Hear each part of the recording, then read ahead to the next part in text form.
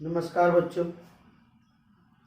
हम लोग दर्पण को पढ़ रहे थे। दर्पण में कुछ जो उपयोग हैं उनके उपयोगों को हम लोग कुछ लिखते हैं।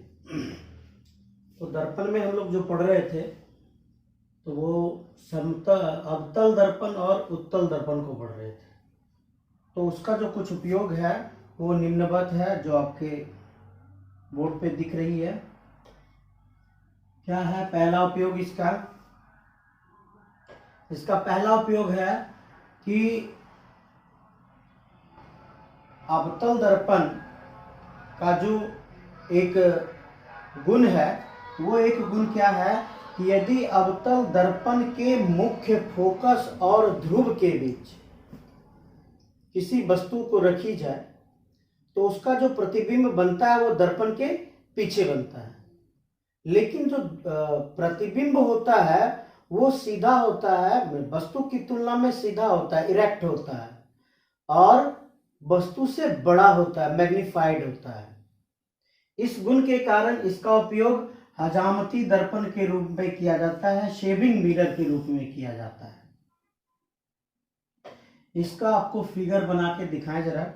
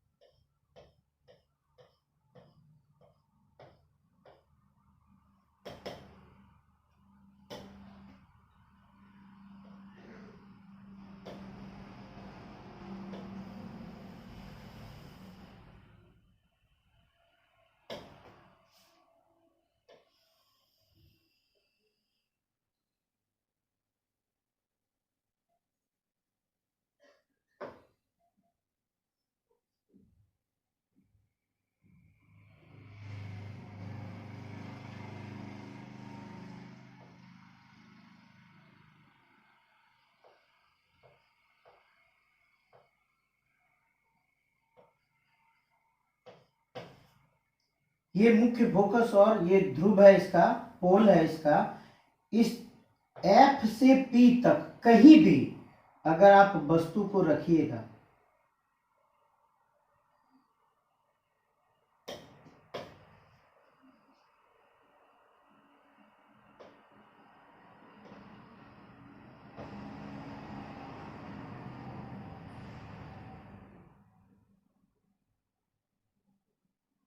तो इसका जो प्रतिबिंब बनता है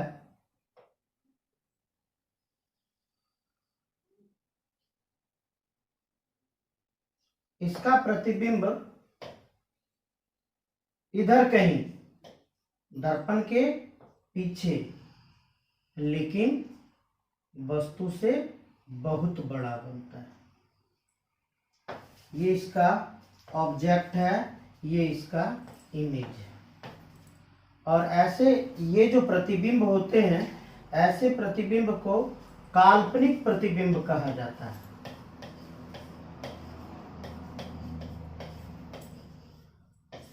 इमेजिनरी।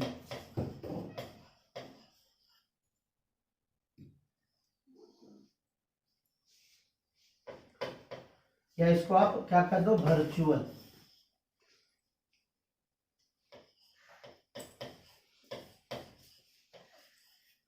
और इसी गुण के कारण इसका उपयोग किस में किया जाता है? इसका उपयोग हजामती दर्पण या शेविंग मिरर के रूप में किया जाता है। इसके आप दूसरे उपयोग को देखें। दूसरा उपयोग क्या है कि ये समांतर आ रही किरणों को क्या करता है, परावर्तित करके एक ही बिंदु पर फोकसित कर देता है।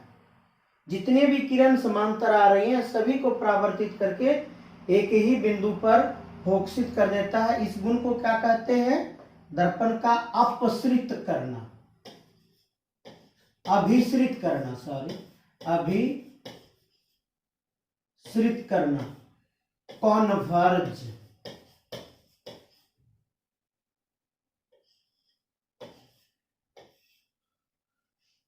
तो एक ही बिंदु पर अभिसृत कर देता है। इसी गुण के कारण इसका उपयोग कहां करते हैं? सोलर कुकर में करते हैं। सोलर कुकर के द्वारा सभी किरणों को एक ही बिंदु पर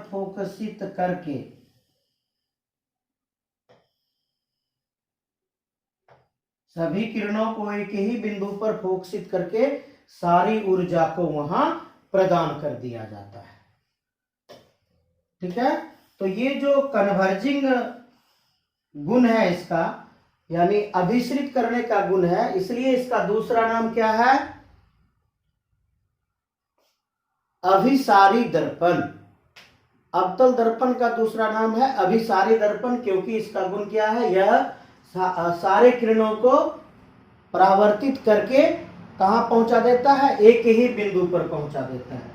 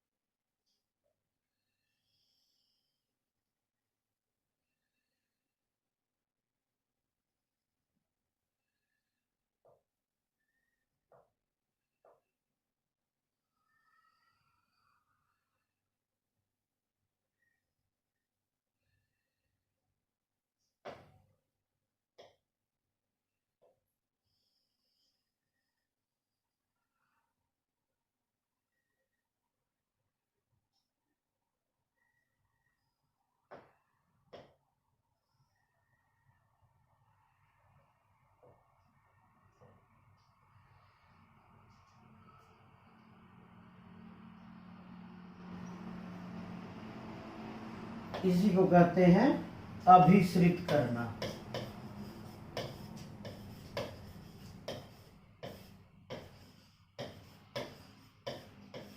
और इसलिए अवतल दर्पण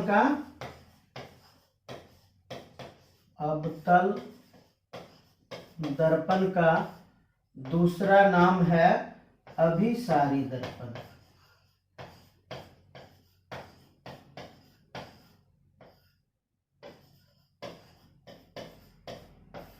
और इसी गुण के कारण इसका उपयोग सोलर कुकर के परावर्तक के रूप में, ये है परावर्तक